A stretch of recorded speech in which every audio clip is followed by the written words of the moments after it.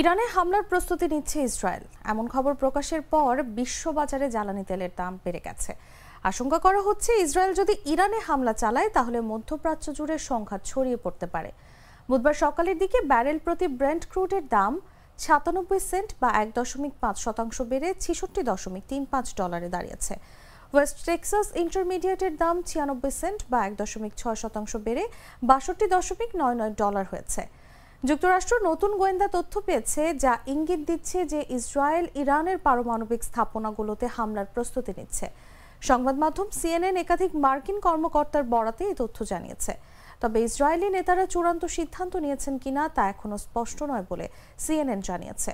বুধবার আইএনজি এর কমোডিটি কৌশলবিদরা বলছেন, এই ধরনের উত্তেজনা শুধু ইরানের জ্বালানির যোগানকেই নয় বরং বৃহত্তর অঞ্চল জুড়ে সরবরাহ ঝুঁকির মুখে ফেলতে পারে।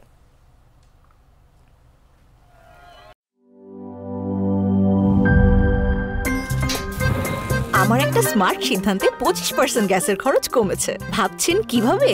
সাধারণ গ্যাস স্টোভ বদলে আমি এনেছি আরএফএল গ্যাস স্টোভ। এর সাইন্টিফিক নজল ও ব্রাস বার্নার ক্যাপ সমানভাবে তাপ ছড়িয়ে রান্না করে দ্রুত। তাই গ্যাসও বাঁচায় 25%, টাকাও বাঁচে 25%। আরএফএল গ্যাস স্টোভ নিরাপদ ও গ্যাস সাশ্রয়ী।